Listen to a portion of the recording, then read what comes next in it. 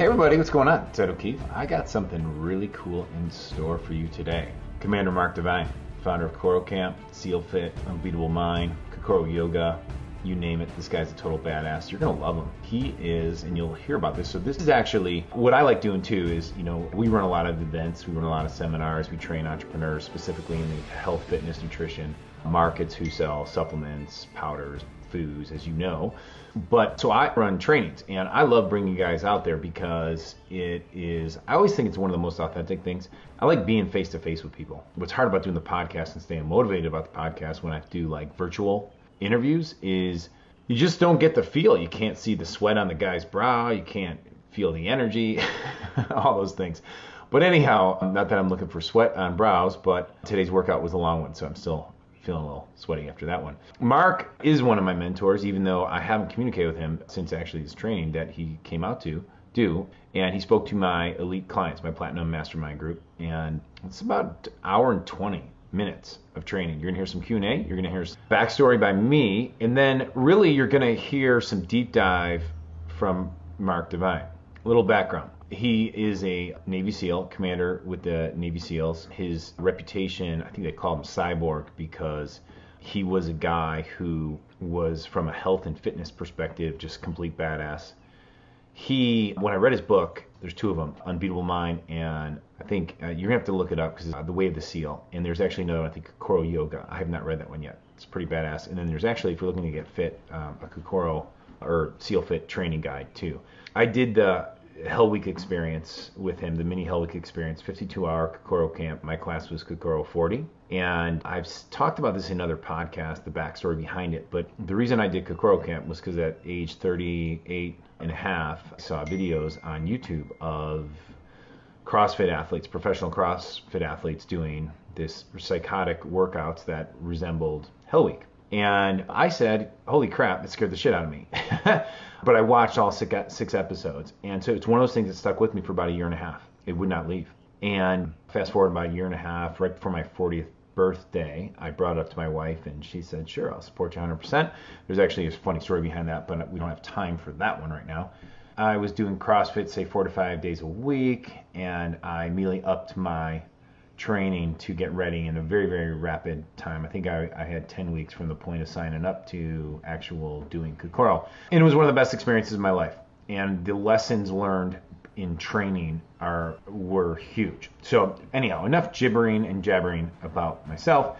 Just one quick update. We have new dates coming up for our Traffic Mastery Live and our health intensives, and you can go to trafficmasterylive.com to find those out. If you liked some of the stuff you hear, just come on, reach out to us. We have 90-minute free training we give away at Traffic Mastery Live behind the scenes. You see how we work with our clients. You're just going to see some of it right here with Mark or hear some of it with Mark. The video will be up on YouTube as well. If you like what Mark's doing, check him out at Unbeatable Mind, SEALFit.com, and I'm sure he has KOKORO Yoga, a few other things like that. But he's a really amazing guy, and one of those guys that you're inspired, you're slightly fearful of, and it's pretty awesome. So anyhow, let me know what you think, and if you like it, share it. All right, take care, everybody. One of the rare things you get a chance to do is to be around what I would call a leader of leaders and especially I'm going to use the word a man of men, like someone who can lead men, but that does not mean women can't be strong, powerful, courageous, and can destroy men, because they can't, right? There's some of you in here, and you know who you are. I'm not going to keep this as short as possible. Mark's has been a mentor of mine before we've ever met. He's done one of the greatest gifts in my life, which is to create this crazy experience. I call it crazy, but it's not crazy at all, called KOKORO Camp, which has really turned a corner, because I wasn't going on a bad path, but it really upped the level of expectation in my life of what was possible and has created a frame of reference for me now moving forward. So I travel out to Encinitas once every 90 days to be in his private client group, and I thought it'd be great for you guys to get to experience Mark, Commander Devine, whatever you want to be called, Coach. But let's give him a nice time clapping. Ed O'Keefe, welcome. Coach Devine. Hoo-yah. Thanks, Ed. Thanks for having me here. Ed and I were talking this morning, and I said, do you want me to give a presentation like a PowerPoint? And he's like, he goes, whatever, if you want to. And I said, no, I don't. I don't like them, because they're a little bit constricting. And so I'm thinking through today and me being here, this is an interesting experience for me to come to someone else's mastermind and to communicate. And communication is a two-way street. And so I'm hoping that you will think a little bit right now about how I can best serve you. And let's see how much service that we can accomplish here in the next hour, rather than me, presenting all these cool war stories and telling you how freaking cool and good I am and amazing things I've done and all these things I've created. Who gives a shit? None of that is relevant. None of that's relevant. And I think that if you help me help you, then we'll have a more productive time together. Does that sound good? So if you're like, God, I want to ask a question, please. So what is life really about? Right? Why are we here? We're all answering these questions today, we're struggling to try to find meaning through our business ventures, aren't we? I mean, this is the American way. We're struggling to find meaning through the structures of the business venture. And as you guys, what I'm hearing this morning, and I thank you, Ed, for helping me understand this group, is that we kind of go at it a little bit ass backwards. Is that we create these structures striving to perform miraculously cool things that everyone's going to applaud us for, and it's going to put money in the bank. And then we ask the question, why? Why do we do that? And so I think is really neat about you all is that now you're starting to take time to slow down and to begin to ask that question up front, why? And in order to answer the question why, you've got to answer the question who. Forget about the how, right? The how will come, won't it? The how will come along the journey as you figure things out together, as you get out there, and you just, hit roadblock after roadblock after roadblock until you start to appreciate the roadblocks for what they are. It's the lessons that you need, the appropriate lessons that are coming at you for the right reasons at the right time when you're capable of receiving the lesson. So I'm going to share, when I was thinking about how I can serve you guys, I said, well, the most important way, or I think valuable way that I could serve all of you is to provide you some training that'll help you answer the question, who, so that you can then begin to ponder the question, why. Does that make sense? Now, did I wake up on this planet knowing these tools and techniques? No. I mean, I've had to go through the school of hard knocks to learn them. And the Navy SEALs was a big part of that. I'm a retired Navy SEAL commander. I spent 20 years in that unit, the most elite unit, known to this modern form of warfare. I think there's others throughout history. There's samurai, the Spartans, who come to mind, the Apache Scouts, unique breeds of warriors who had a purpose in their time-space continuum to step into the breach and to provide service to humanity. And I think the SEALs are kind of in that role today, in some small way, if you think about it, right? It's interesting, isn't it? I'd love to see my retired Admiral McCraven run for president, because we need someone to step into the breach. But we won't go there, right? So that's not going to be serving you. So I didn't just wake up and figure out these, answer these questions. I had to go through my own journey.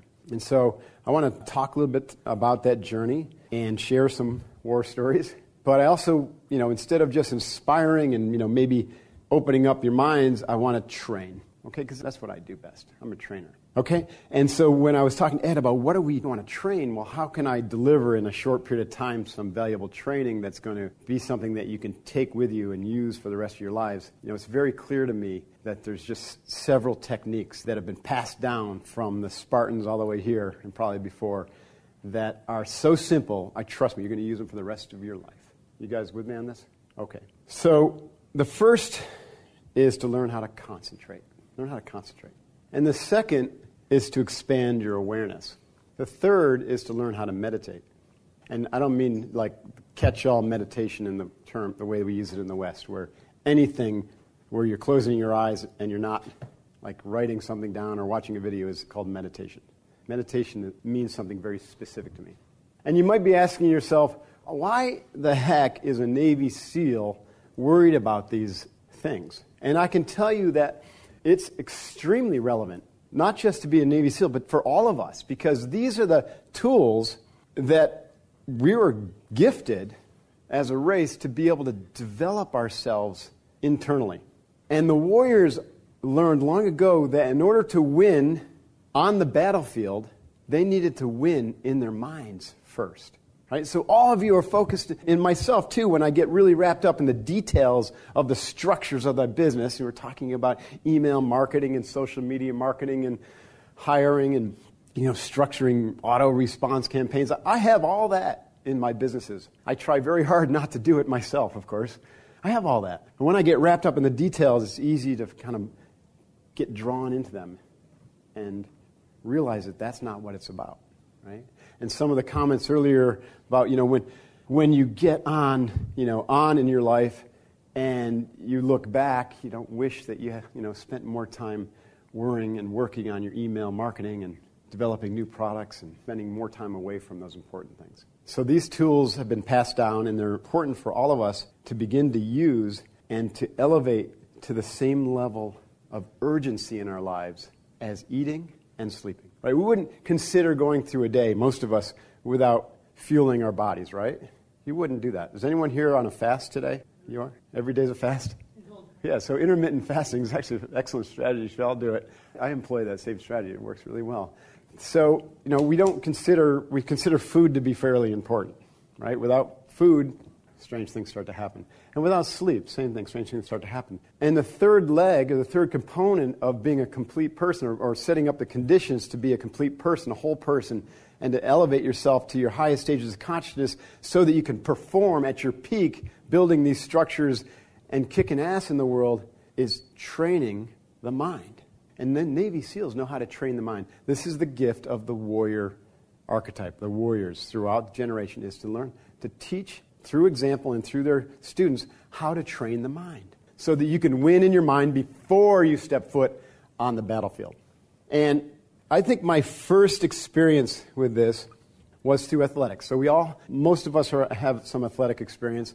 And Ed has alluded to this already today, how an athletic experience, whether it be a martial art or an endurance sport, mine was swimming and rowing and triathlons when I was in my youth, or biking 300 miles. Athletic endeavors require a certain amount of mental preparation, mental focus to accomplish. They require us to concentrate deeply on the task and to stay with it until it's done, right? Stay with the game, stay with the event, stay with your training plan. And so through that process of athletics, our mind begins to develop some very, very important skills. But it's still not anywhere near the depth and level of fidelity as to what's capable, because it just kind of happens. It's a little bit ad hoc, unless you stumble across a coach who happens to know some of the skills. So I first experienced the mental development through competitive swimming, as I mentioned, and through running. I loved long-distance running. There's something about endurance training, especially with the dopamine and epinephrine and all the endorphins kicking in, that clicks you into a little bit of an altered state. Am I right? For all of those of us who are runners and swimmers and bikers, we all felt that. And they talk about the runner's high. And I remember very clearly my first, I'm going to call it awakening experience, where I shifted from one state or one idea of what it meant to be a human being into a distinct, altered state. And it wasn't just the dopamine. And part of this was because there was a lot of pain I was dealing with, pain from my family. It's a lot of chaos, and, I come from not a broken family. The family actually has a lot of integrity in the system. It's just the system is poisoned. It was poisoned with alcohol and anger. Does that make sense? You can have a lot of integrity in those systems. Family hung together. Everyone's like a tight knit. But boy, was it painful and confusing for me as a 15, 16-year-old kid. And so I'm wrestling with this, and my escape was to get out and to run. Interesting, huh? So I found a healthy escape. Therapy wasn't something that was available to me at that age in upstate New York. Never even heard the word. And anyways, during my summer, I grew up in upstate New York in a very small town, and my summers were spent up in the Adirondack Mountains. Is anyone familiar with that area? It's spectacular. But, 6 million acres of unfettered wilderness with 5,000 freshwater lakes.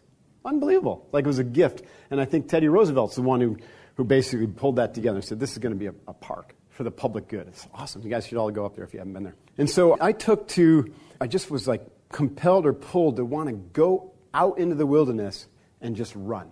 This is the strangest thing. And so there's a mountain up there called Algonquin. And so I set my target, it's goal-oriented, set my target to run up Algonquin Mountain. And it's 4,000 feet. It's not like a Mount Everest or something like that, you know what I mean? You could do it in a day. It's like maybe from where I started, it's like 18-mile round trip.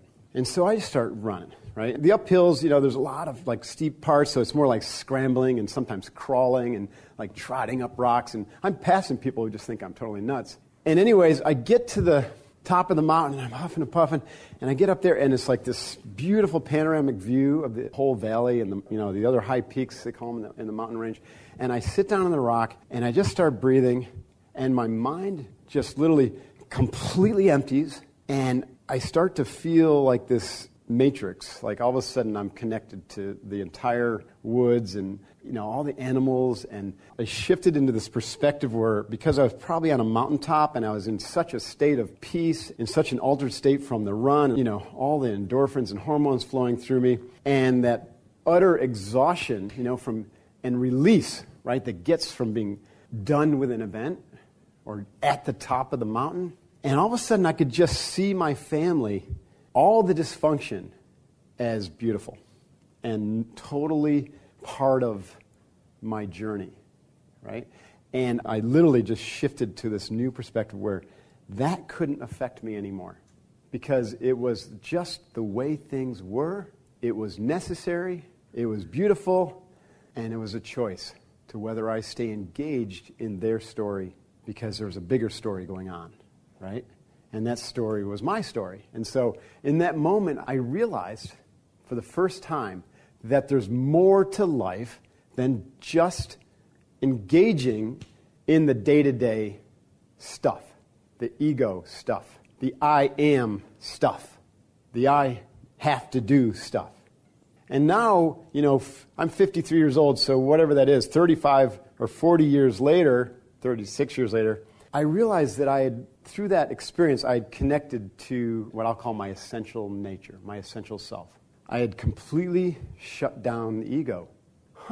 Right? So I call that experience an awakening. I had my first awakening experience on that mountaintop. When I went back into the family, things were different.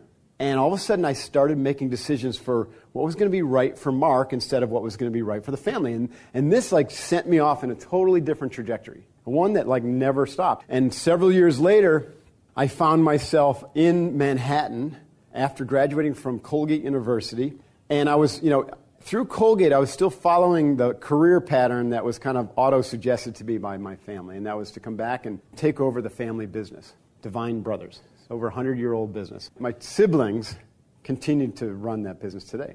So I was being kind of groomed to do that, but I was making decisions and trying to figure out something different. And I find myself in Manhattan as a CPA, or training to be a certified public accountant. I was like, I'm going to try this. I'm going to go into investment banking. I kind of put the family business onto a maybe if this doesn't work out category, right? That I've got that as a fallback. And so one day, I'm continuing my physical training. So I get up every morning and I run, through the park, and then I was working for PricewaterhouseCoopers. Back then it was called Coopers & Lybrand. I would go to Coopers & Lybrand and spend 8 to 10 hours as an auditor, and then I would leave and go home, have some dinner, and then I would go down to NYU Business School, which was at the World Trade Center at the time, NYU Stern School of Business, getting my MBA. And one day I was walking home, kind of in between work and going to school, and I passed the Sado Karate World Headquarters. And I heard all this shouting going on upstairs. It's like, what is that all about? That sounds pretty cool, And so I went up there to check it out, just pure curiosity. But again, it's my spirit, my essential nature is drawing me up, like gravity. It's pulling me forward. I don't even know why I was walking up. It's like, hey, what is this? And all of a sudden I found myself standing there looking at the dojo floor of this really pristine studio, martial arts studio, beautiful wood floor at traditional karate training. And the Grand Master was a guy named Tadashi Nakamura. And he's still around today. He is an enlightened master. And, I felt an instant connection with him. I just watched him teach this class. I talked to the woman at the front desk. I signed up on the spot. And the next day, and I found out one of the things that was really fortuitous for me was that they had a class at 6 p.m. I got off work at 5:30, and I was supposed to be at NYU at 7:30 for class, right? I was like, holy cow. If I skip dinner, I can squeeze this in. And so now, so the next day, my schedule went from, I'm now waking up and running in the morning, going to work, leaving work, kind of racing to get to the dojo, where they had a little, changing room, throw my gi on, train for an hour, hop in the shower, get back into my suit, head down to NYU, classes, finish up at 10:30, head home and study till midnight or 1, and then rinse, repeat the next day.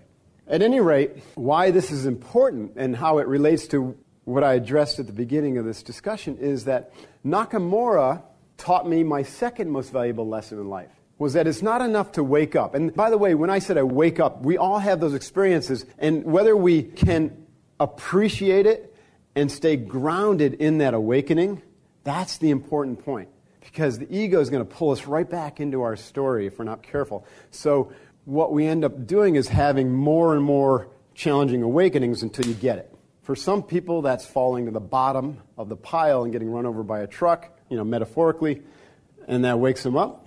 For others, it can be a process, a spiritual journey, like yoga, or even a relationship, right? Like an amazingly intimate relationship with a woman or a man.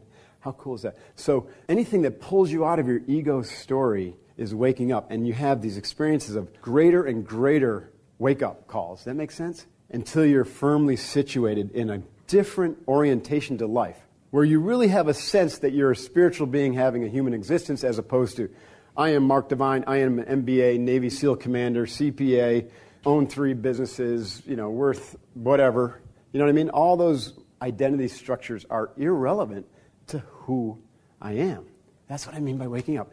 So waking up is one of the most critical skills to strive for. And in the video I'm going to show you of the training that Ed went through, it's all about waking up. It's all about creating a structure and a safe environment, one that you're going to get through it if you train for it. You're not going to die, where you will wake up.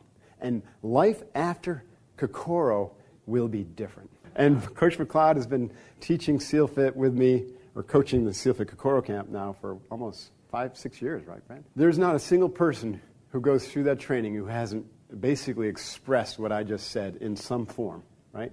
Transformational. That's the reason that we created that program, was to create an experience, a modern experience, to wake people up to their essential nature, to the bigger story of their life. Now, my first experience was on the mountaintop. My second experience with that was on the dojo floor during my black belt test.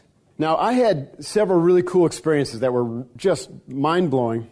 My first 3 black belt tests, I didn't know what was going to go on. We went through all the skills, and 2 hours into it, I practiced, demonstrate all the movements and the katas and all the self-defense, everything that you're supposed to know from white belt up to advanced brown belt. But I kept seeing these other black belts just filtering in and lining up. And I had this sense of doom starting to grow. And sure enough, there were only 4 of us doing the test. And there's 50 of these black belts, and some of them were 5th, 6th degree black belts, because this school had been around for a while, and New York City is a big city. And they all heard that myself and my other teammate, who were these rock star students, were getting their black belt. And they came to teach us a lesson. And so when it began, I knew I was in trouble, because these guys are fresh, right? They're fresh. So they get up, and I'm in a fight with this guy. He's super talented, been training for 10 or 15 years, longer than I have, and I'm just getting my ass handed to me, time and again, over and over. And this goes on for another 2 hours, right? And I remember thinking to myself, I am dead. I am toast. I can't do this, right? I'm not prepared. I thought up to this stage that I was good. I know all the moves, but I'm getting my ass handed to me. Maybe I missed something, right? This is my internal dialogue. So I was feeding this negative loop. And I felt getting weaker and weaker and getting more and more exasperated and frustrated. And the notion of quitting entered my mind. Here I am at the pinnacle of 4.5, 5 years of training. This is before I became a Navy SEAL, by the way. And I'm thinking about quitting this because I just can't win a fight. At any rate, this one guy, Leighton, lays me out for the second time, because now they're cycling through, right? And so when Leighton comes up, I feel this oh God, because he is just this badass, mean karate guy. He finally got pushed out of the school because he was so mean. And I think I might have had something to do with it. No, that came later. So anyways, he gets up there, and sure enough, he's just got this smile on his face, and he's calm as can be. And, I come at him, and he just lays me out again. And I hit the floor, and I bounce my head off the floor, and I just stayed there for a second. And my mind shifted to the same place when I was on top of that mountain. Everything started to like slow down, and I was thinking, I must have really bumped my head. And then I started to feel this like a little bit more energy, and the anger started to well up inside me, and I started to think my thinking processes were much slower, and so I could observe them. Does that make sense? And so time had slowed down, and I could see the mental loop of negativity like a swirling dark cloud. This is what's going on, the imagery in my mind. And I said to myself, Mark, you gotta let go of that. Start feeding courage. And so I just said, okay, I got this. I got this. I got this. I got this. I got this. Right? And that was my mantra. I got this. I got this. I got this. And I just stood up and I just kept saying it over and over to myself. And I went at this guy with like this ferocious vengeance. I stopped thinking about what I was going to do, and I just started moving instinctually. And Leighton was just blown away because he was used to people reacting to him, and I wasn't reacting anymore. I was being offensive and instinctual, and I was being positive in mind. I said, I'm going to kill this guy. You know what I mean? And everything just started shifting. My momentum shifted, the energy shifted. I started to actually be a better karateka, right? I was looking like I actually knew what I was doing, even though I felt a little bit like I was flailing, but time was still in that kind of slow space. And that's when Nakamura called the entire, event. He's like, okay, stop. And then he called the whole thing and told the black belts to go sit down, and he brought me my black belt and just put it around my waist. So well done. And that was the moment he was looking for. You see the difference, right? One, I'm in my head, I'm trying to fight, I'm trying to be clever, I'm thinking through, okay, he's going to throw us a punch, I'm going to block, and then I'm going to do this and that. And the second one, I said, screw all that, I got this, I know what to do, I'm going to go get this guy. And all the energy, all the emotional energy, all that, let me say it this way, all the negative energy that was sucking me dry and slowing me down, all of a sudden was gone. And I was accessing a whole nother layer. And I was out of my egoic mind. I was operating from that essential nature. That was cool. So that was a second awakening. And it reinforced in me how powerful it was that whatever Nakamura had done to me through his training, that was money, right? There was something there. And so I started looking at it and said, well, what have I done with this guy for the last 4 years? Well, every day we meditated before and after our training.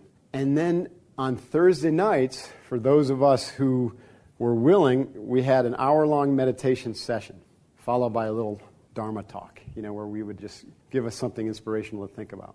And I remember those meditation sessions being very challenging for me. And early on, I stuck with them for 4 years, and then also did a few, twice a year, these weekend retreats at the Zen Mountain Monastery. So now I'm starting to think, okay, I'm going to do it because this master says this is important training. And it was these extended sessions of what was called Zen that I had to begin to differentiate between how my mind was working, because it was let me put it this way, the awakening moments I talked about happened after intense, seriously intense physical trainings where there was nothing left, and I let go of my ego mind, the story mind, the structured mind, and dropped into someplace else. And I think we've all experienced that, right? Because that's what intense physical training does, or some sort of intense, long thing.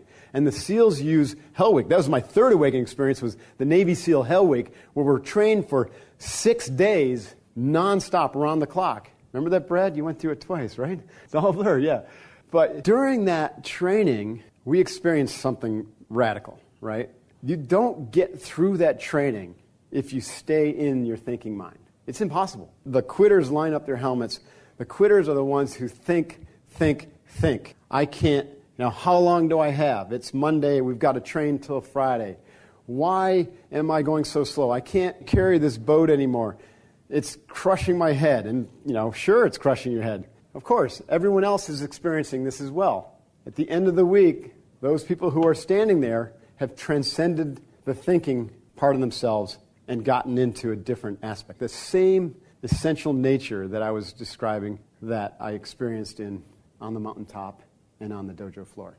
Now, when I went to Hell Week, I had some skills that Nakamura had downloaded to me through the Zen training. One was the ability to use my breath to bridge between the physical body and the mind, and then the mind into the spirit, what I've been calling my essential nature, where your true energy lies, where your true source of boundless energy lies, breath.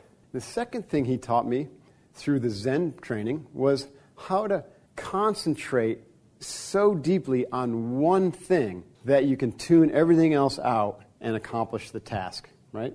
Without worrying about being distracted, without without experiencing doubt or fear or anything about anything else, because you almost merge with the object of concentration.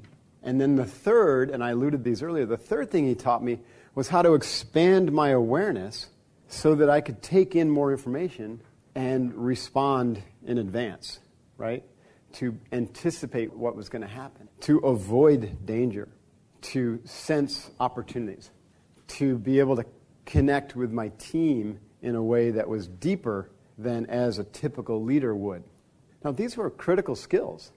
When I got to Navy SEAL training, so part of the experience is kind of a different story, different group, different day. I would tell the story about how I opened up, how all this training and these awakening experiences also opened me up to actually have the courage to go from being a CPA to being a Navy SEAL. And that had to do with me through this process having a profound experience of why I was on this planet, what my purpose was. And it wasn't to be in business at the time. It wasn't to, do what I was doing. It was to be a warrior and to move down in a warrior path. So the meditative practices will draw you closer and closer to the answer of the questions that Ed's asking here too. And so through that process, I learned that there were two primary benefits to these practices. And I'm going to summarize, and we're going to train with these practices. First, I'm going to show you the video of the training. One is to develop control over your inner domain so that you can win in your mind before you step foot into the arena or the fight or the boardroom or whatever business or whatever it is in life that's going to be your challenge. To win in the mind. Now, there's a lot there, right? So I don't have time to unpack all of that, and maybe through our Q&A we can unpack it a little bit more. But win in your mind. So that means learning how the mind works, learning how to control the mind, learning how to shift your focus from deeply concentrated to relaxed awareness, learning how to move adroitly from your thinking mind to your perceiving mind, learning how to access memory in a way that is more truthful, and learning how to develop your visual capacity so that the imagery and the visualization becomes a powerful aid for you in your journey. So that's what I mean by the inner development. These tools had a powerful effect on your interior inner development and create, for me, a whole new world. A world that you actually enjoy spending time with. You crave spending time there. It becomes essential to spend time there every day, to check back in, to take the weeds out of the garden of your mind, to clarify your vision, to check in with your essential nature, recharge your batteries energetically every day. You're compelled to do that because now you start to open up to this inner domain, this inner space, where it's amazing, it's vast, and everything you need to know, all the answers are in there. Secondarily, if you want to flip it, the tools and the skills have the effect of allowing you to basically accomplish whatever goal it is you set your mind to. So that's the inner, the interior, and the exterior, the realm of potential and performance. You see how those two, of course, are hand in glove. Without the potential, there is no performance. But so many people go into the performance without developing any potential beyond their skills. Does that make sense? Beyond learning how to do something. And so everyone asks me, what's the difference between great and really great? Like we train Navy SEAL candidates. The kids that we train, the young guys, 90% of them get through SEAL training. And when I went through SEAL training using these skills, and I'm not saying this to brag or anything, but we had 185 people in my class, 19 of us graduated, and I was the honor man, or number one graduate. And I was having fun, right? There were my days, but I was having fun. And I have a very fond memory of the whole training. It was one of the most rewarding 6 months of my life. I laughed my way through the whole thing. I got my entire boat crew, or together we got through the whole training because I was using these skills. And things shifted. I had developed the potential. I had won in my mind. All I need to do is show up every day and put out, right? And just stay the course. How simple is that? One of the warriors, creeds is to develop simplicity in your life and just like keep on distilling down to the radically simple concepts that are going to lead to mission success. And for me, getting through Navy SEAL training, the simplest way I could describe it is I had to do 4 things extremely well. I had to do 4 things better than anyone else. 1, I had to control my breathing so that I can control my body and mind. 2, I had to maintain an extremely positive mindset. I had to feed courage every day. So I learned that through my martial arts training. If you feed fear, you weaken yourself, you destroy your confidence, you suck the life out of your team, and you fail. You feed courage by changing your internal dialogue, by molding your emotional states so that you can use the energy of the emotions in a positive way. It's like the fire of anger that you feel toward, let's say, someone doing you wrong, or let's say childhood abuse, or, in my case, my family situation, which is chaotic. That anger that I still didn't, fully appreciate, to be able to take that and to apply it in a positive way as determination. How cool is that? That's positivity. In order to employ the skill of positivity, we need to be able to control our mind. And then the third was imagery. Every day, visualizing success. What did victory look like for me? I could get a picture of what victory looked like. Visualizing it. Visualizing the skills that we were going through. We all know this from sports psychology, how powerful it is to practice in your mind. And research is rolling in about the power of that. To take that skill, all 4 of these actually, and to turn them into a practice. And that's what I learned. I learned that through trial and error, that we can practice these skills, and every day we're going to get a little bit better until they become our switch from being in control in your inner domain to being performing at an elite level in the outer domain. So what was your visualization when you were at that point beforehand of success? Watch. So I'll give you there's several of them, okay? Because visualization, like meditation, has several different applications. I believed in the power of visualization first through an experience I had as a competitive swimmer at Colgate University, where my swim coach asked me to visualize myself going through my event, which is a 200-meter breaststroke, at night using a stopwatch, back in the quiet of my bedroom, which wasn't so quiet because it was a fraternity. But I did it, and it was very hard. Just like learning how to do Zen meditation later on. This is before that experience. Very hard to quiet my mind. And so, I would close my eyes, I would jump off the block, click the stopwatch on, jump off the block in my mind's eye, and swim like 3 laps, and then I'd be thinking about something else. You guys know what I'm talking about, right? The monkey mind just takes off. And sometimes, I would literally, part of my mind would still be swimming the race, but the other part of my mind is off doing that, and then I'd touch the wall, and I'd be like, I wasn't swimming this race. I was actually thinking about my girlfriend that entire time. Now, swimming the race in your mind, metaphorically, is literally staying with it and thinking of nothing else. Well, it just so happens that using your visual capacity is a great way to learn how to concentrate because it is doing something, right? It's activating an image stream and then staying with that stream. So it's a concentration tool. And so I was developing concentration. And so I tried to go talk to my coach. I said, Coach, this isn't working for me very well. I can't get past 2 or 3 strokes. And Coach Benson says, Mark, just trust me on this, stick with it. 9 months. This is a long process. 9 months of working on this. And one night, I think I was just kind of like, I don't give a shit attitude. Like I wasn't trying so hard. Right? There's a theme there, right? I stopped trying so hard. I laid down, I closed my eyes, I clicked the stopwatch, jumped off, and I was kind of enjoying the swim, right? And I was staying with it, and I touched 8 lengths, and I touched the wall, and I clicked it off, and I was like, holy cow, I swam the whole race. I was honest with myself. I didn't think about anything else the whole time. And then, ever since that moment, that was my new benchmark. So not every time, but a good, 80% of the time, I would be able to swim the whole race in my mind. And that in itself is pretty interesting, right? So that's a practice visualization. But what happened was even more interesting, is the time I was getting in my stopwatch settled into a single time within just a 100th or 200th of a second. So I was getting the same time every time. And it was about 3 seconds faster than I'd ever swum, right? Okay, so to accelerate this story, that was my sophomore year at Colgate University. All that spring, while I was swimming and doing all this, I was also trying to get into an away study program in economics in London. And it just so happens the guy running the program was a swimmer. I used to see him down at the pool all the time. His name was Professor Honkaleto. And I was an alternate. He let me be an alternate because everyone going to this program were like 4.0 GPAs, and Colgate, is a hard grading school, and I was like a 3.2. And he's like, Mark, he treated me like a little pet. He's like, Mark, I appreciate you wanting to do this, but, we're full. But because I used to see him down in the pool all the time, and I used to always ask him about it, he put me on the alternate list. Well, of course, somebody flamed out. Some guy went on a bender, didn't show up at the meetings, and then Honkaleto said, this guy doesn't want it. We'll take the alternate. And so next thing I know, I'm off to London junior fall.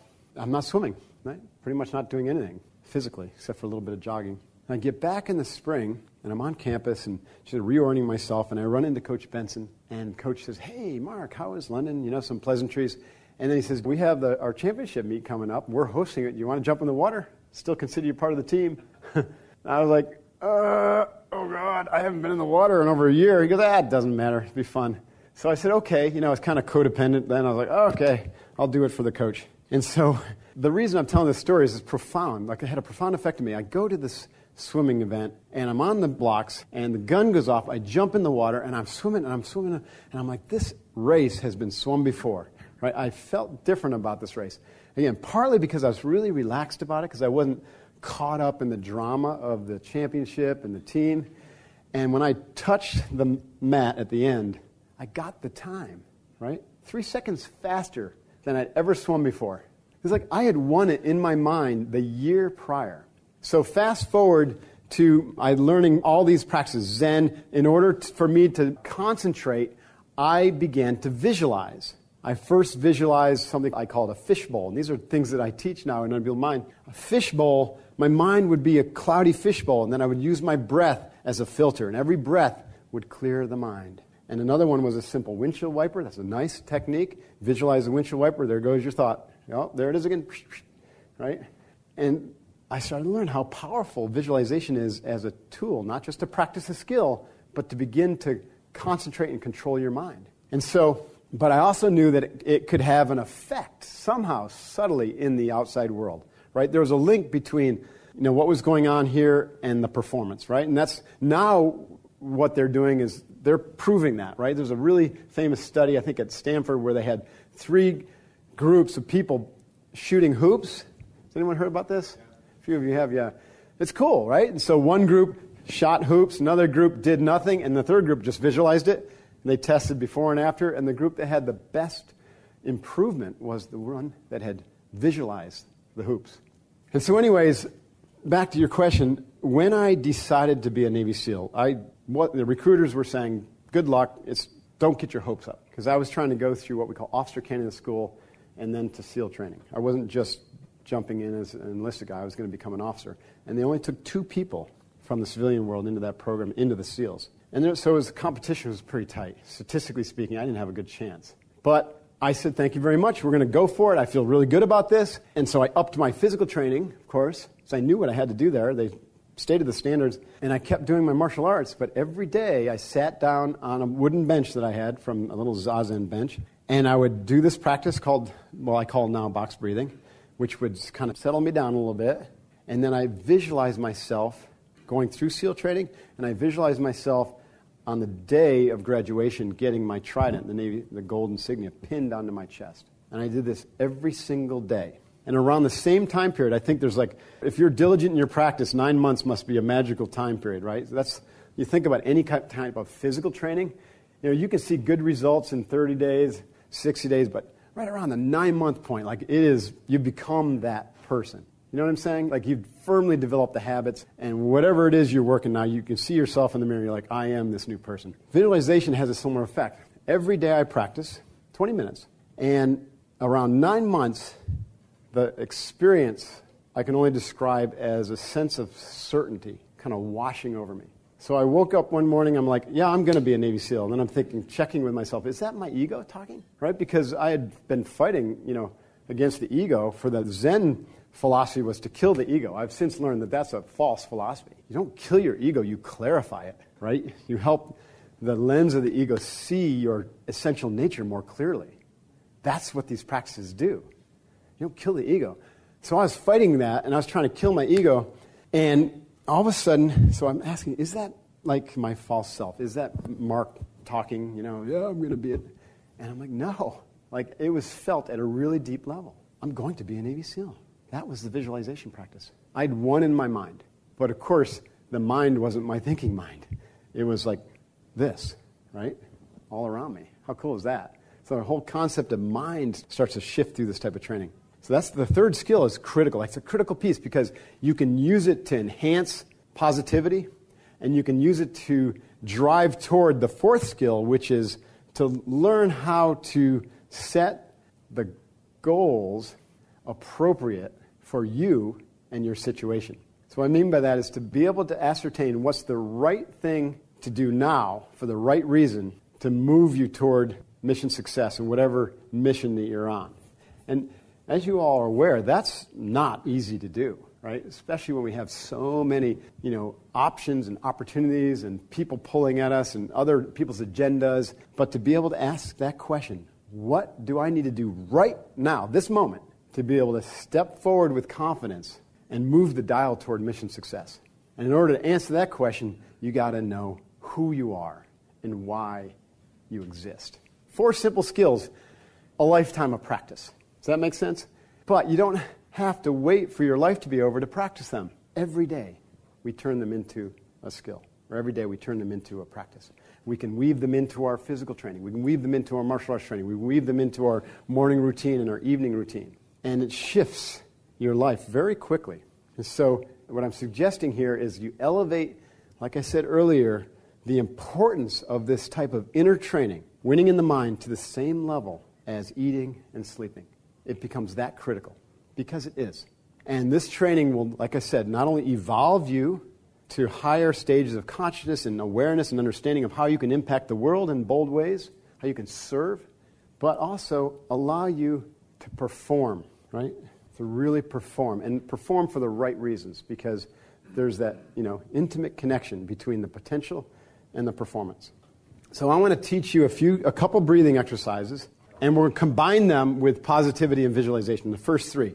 The 4th skill, let me just add some color to this. There's the macro view of the 4th skill. Remember, the 4th skill I said is learning how to set the proper goals for the right reason, right? So you know what to do right now.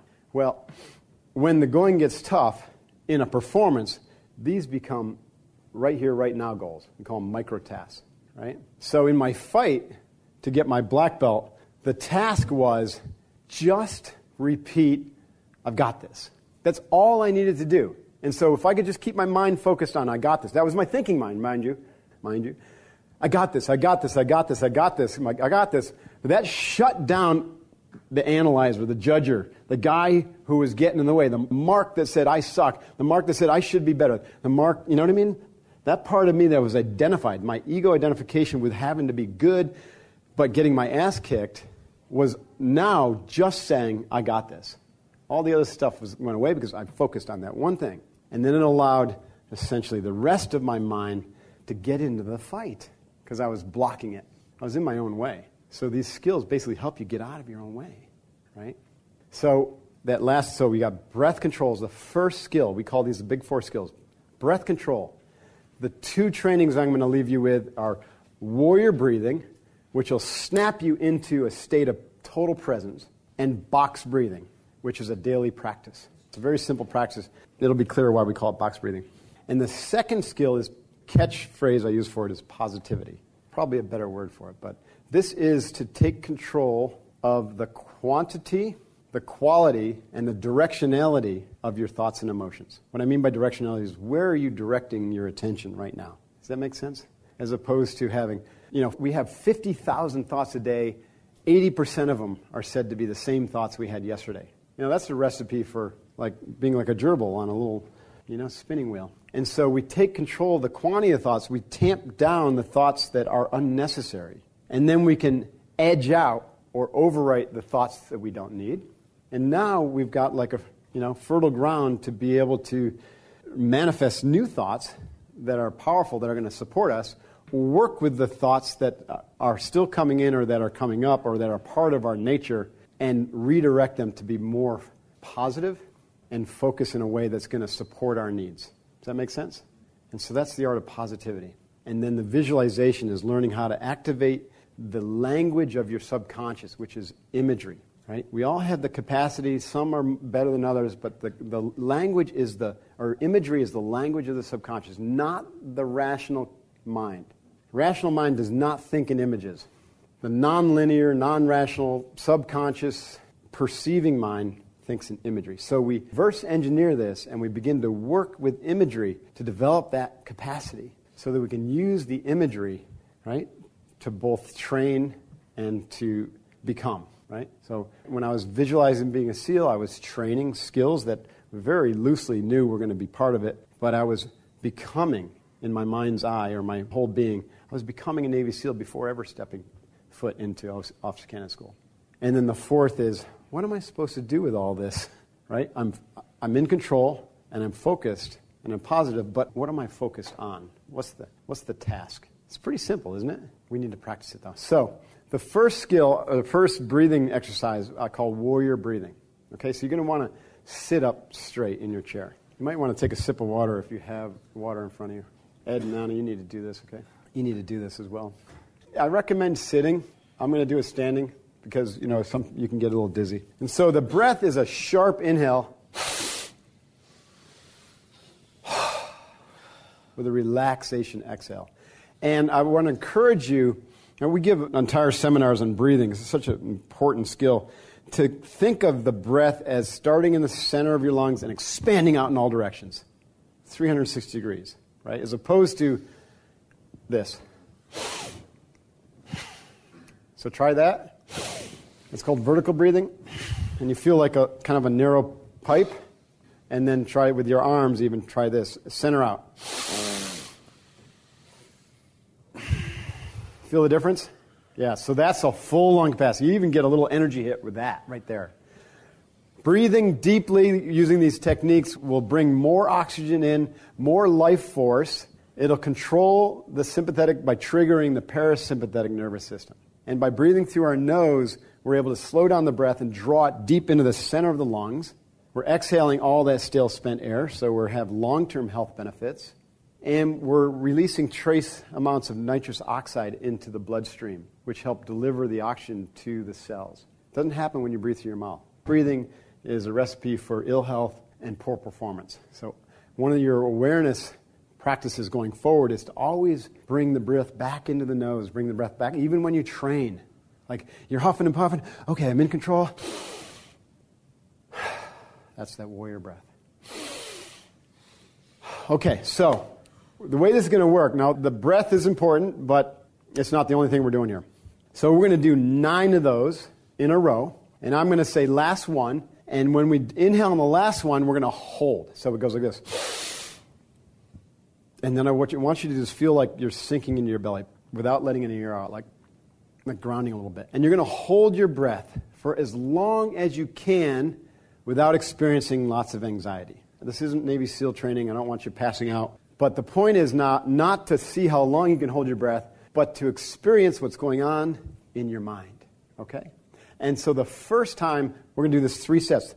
And we're going to do 9, 18, and 27. The first time I do it, I'm going to have a short visualization. Right? The second time, I'm going to ask you to do something. And the third time, I'm just going to let you hang out in that space. Okay? What you're looking for is you. Okay? In those breath holds. You're looking for your deeper self.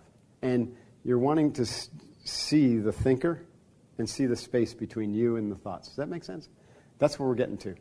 Until ultimately there's clarity. And what was left after that is choice. Your choice. Okay? So we're going to start out, I'm going to say exhale on 1, then we go 3, 2, 1. And just the reason for the straight is the spine. You have a lot of energy. So even just sit up a little straighter.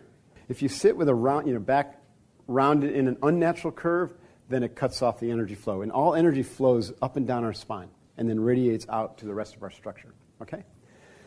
Here we go. First set. You guys with me? And you're going to want to close your eyes. if you're comfortable with that. If not, then soften your gaze, like you're not staring at anything.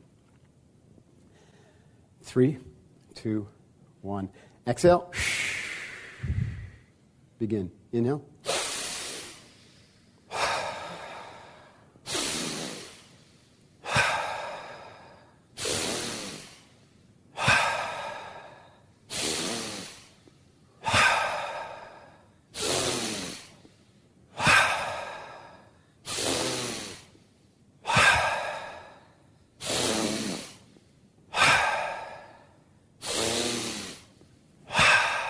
Last one. Hold. Settle it down. And I want you to visualize yourself in 30 years as your ideal self, the person you're meant to be, having completely unfolded through your daily work, your training. You're in perfect health now. You're radiating energy. You look younger than you are today. You've accomplished amazing things. You've achieved more than you thought possible in the external world, but you've done it now for the right reasons, connected to your essential nature. Hold that vision, that future me vision. Make it brighter. Turn that into a visualization practice. This is the real you, striving, struggling to come out. And you're going to relax that struggle and just let that part of you flourish. When you need to, just exhale through a pinhole, like you're blowing air out through a straw. And we're going to go into our second set. So if you're still holding your breath, let it out. If you don't feel like you held it very long, don't worry. The point is using your mind in a new way. Second set, 18 reps. Exhale on 1, 3, 2, 1. Inhale.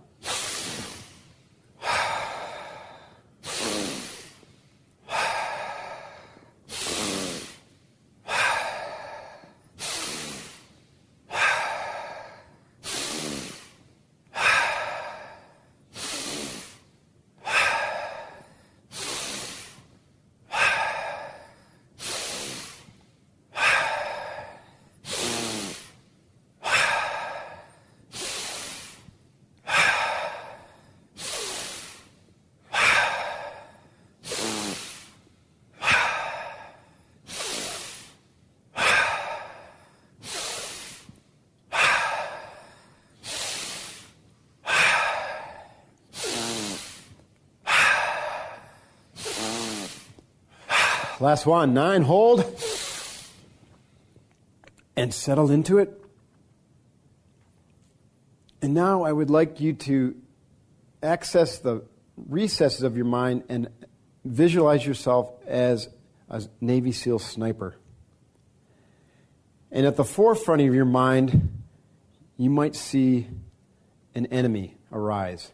And that enemy is a thought that doesn't belong. A thought that you didn't deliberately ask for.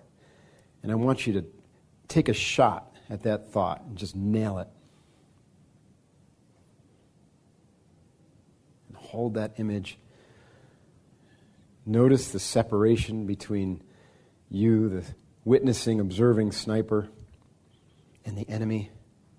You're not merged. You're not the same. And hold that.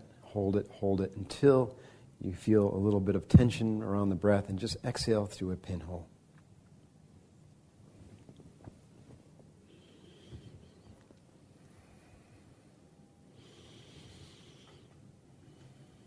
Okay. Exhale the air if you're still holding. Third set, 27 reps. Okay, 27 reps. Exhale on 1, 3, 2, 1. Begin.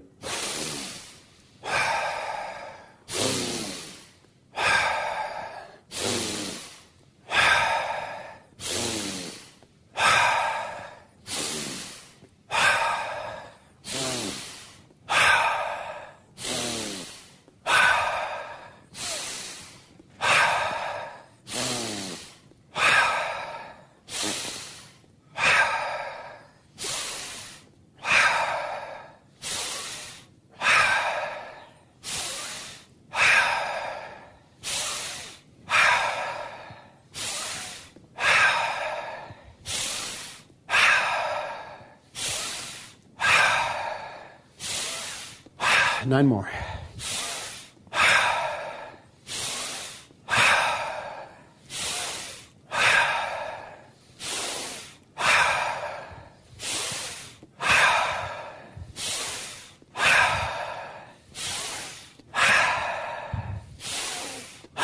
Last one, hold. Settle down. Just let it go. Let go of the need to think. Surrender to the present moment. Elevate your eyes.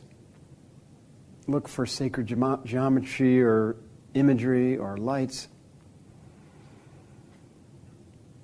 Tap into your essential nature.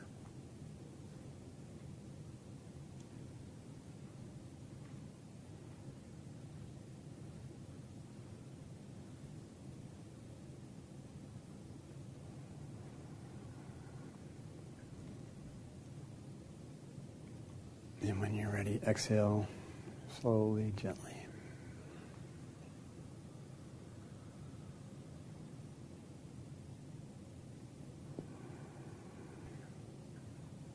Open your eyes. KOKORO Camp. KOKORO means heart, mind, whole mind. And that breathing exercise we can extend, right? So 36, 48. And when we do this in my KOKORO Yoga training or Unbeatable Mind, 45 minutes. So we'll breathe like that. We'll do a different structure, but we'll do 3 sets. Each set is 15 minutes of that breathing. And then hold your breath. And we enter what's called a breathless state, where you have no need to inhale or exhale. And you work yourself through your 5 layers or 5 dimensions. The physical, you first experience this physically as a physical experience or a physical workout even. It's a workout of the lungs. And then you go through all the mental chattering until that settles down.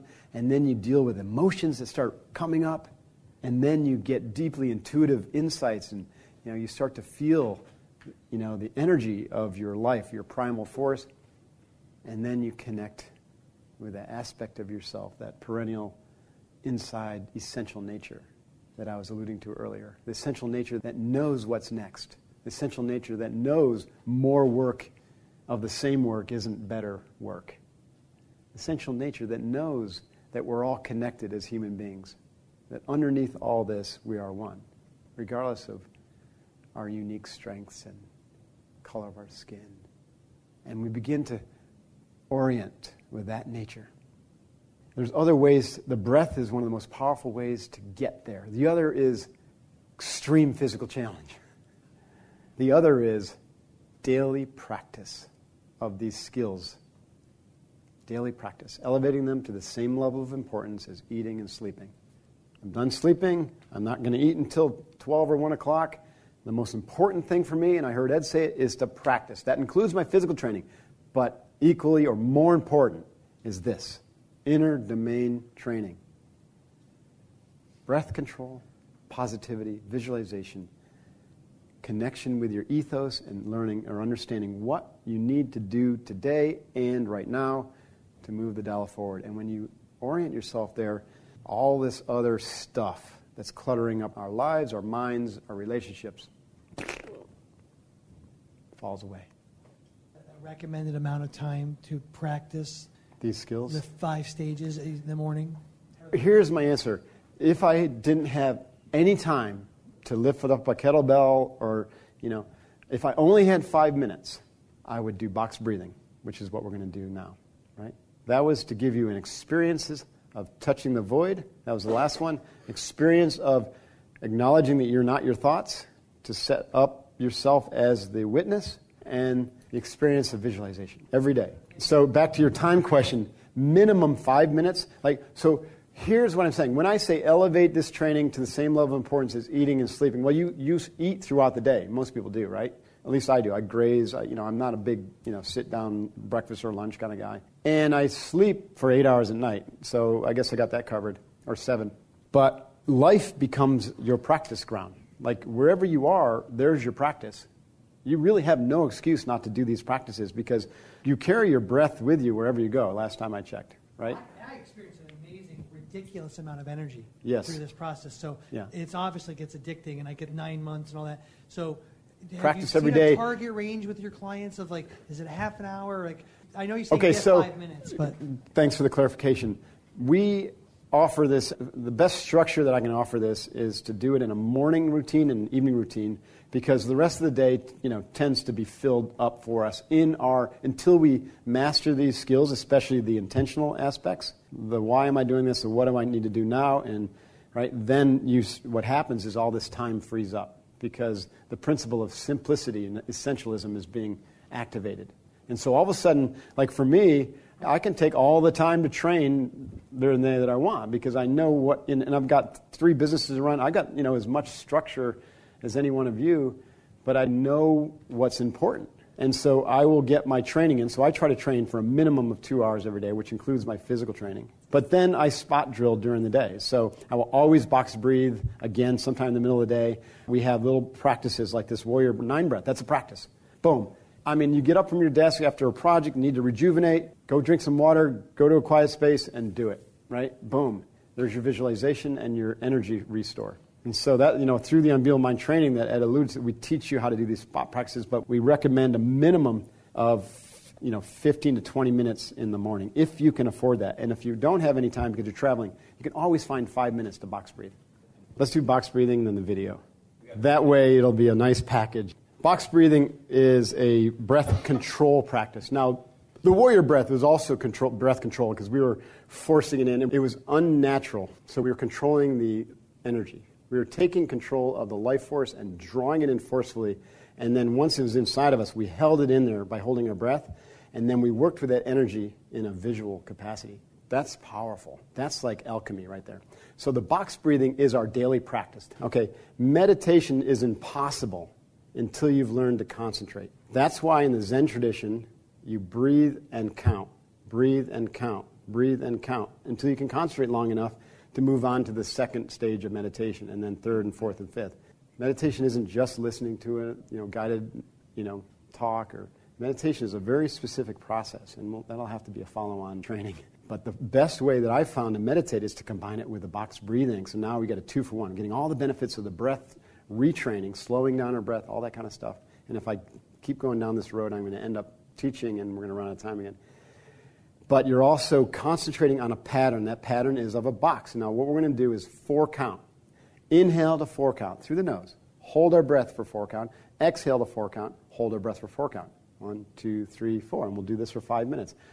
And so your practice here is to do that witnessing practice. So anytime a thought comes up that isn't the box, then just get rid of it.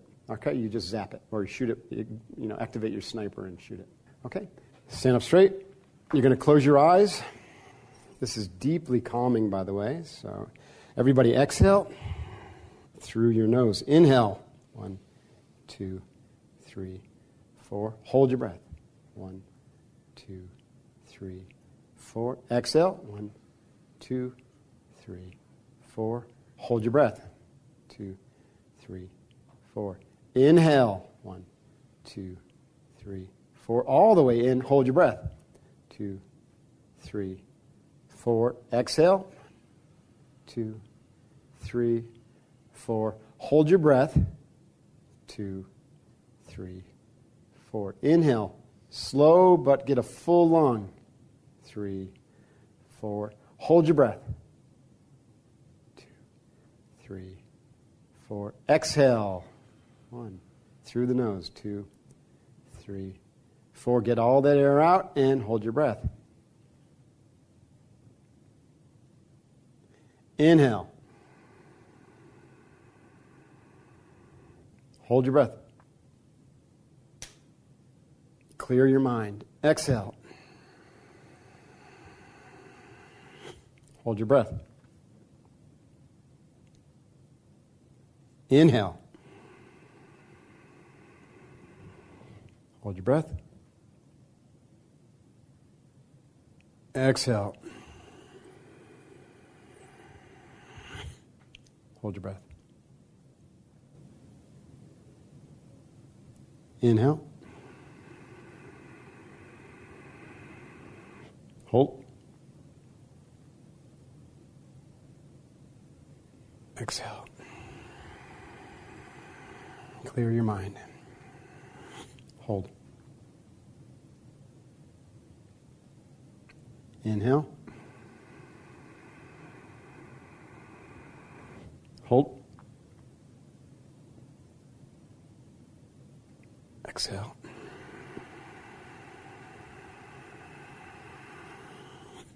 Hold. Inhale.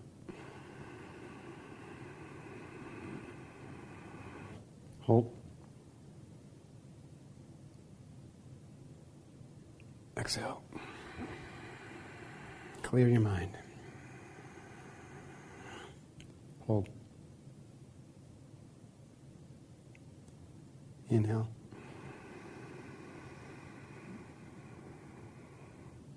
Hold. Clear your mind.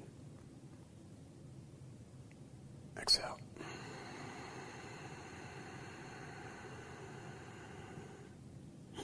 Hold. 5 more rounds. Inhale.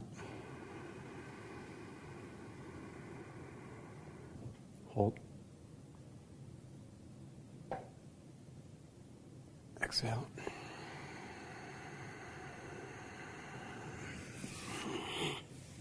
Hold. Inhale.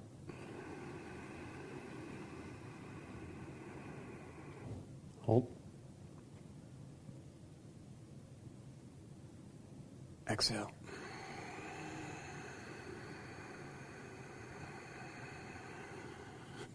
Hold.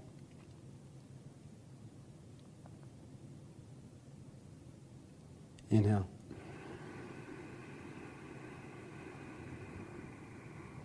Hold.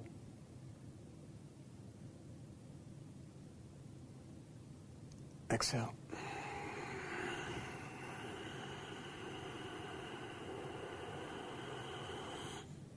Hold.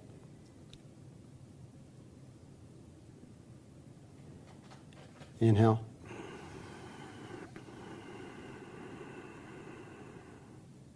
Hold.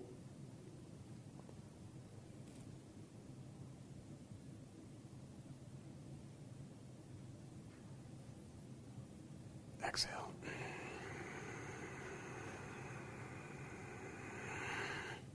And release. Breathe deeply still, using your full lung capacity, activating the diaphragm, the belly, in through the nose, out through the nose.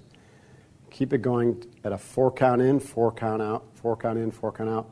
This is the steady state that you want to get to throughout your day. In through the nose, 4 count, exhale through the nose, 4 count. It's about 6 to 7 breaths per minute.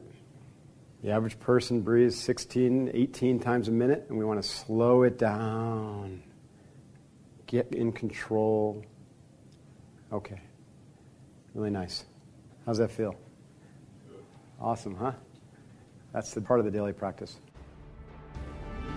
All right. So hopefully you enjoyed that episode with Mark Divine. If you want to check out what Mark's got going on, you can check out SEALFit.com or UnbeatableMind.com.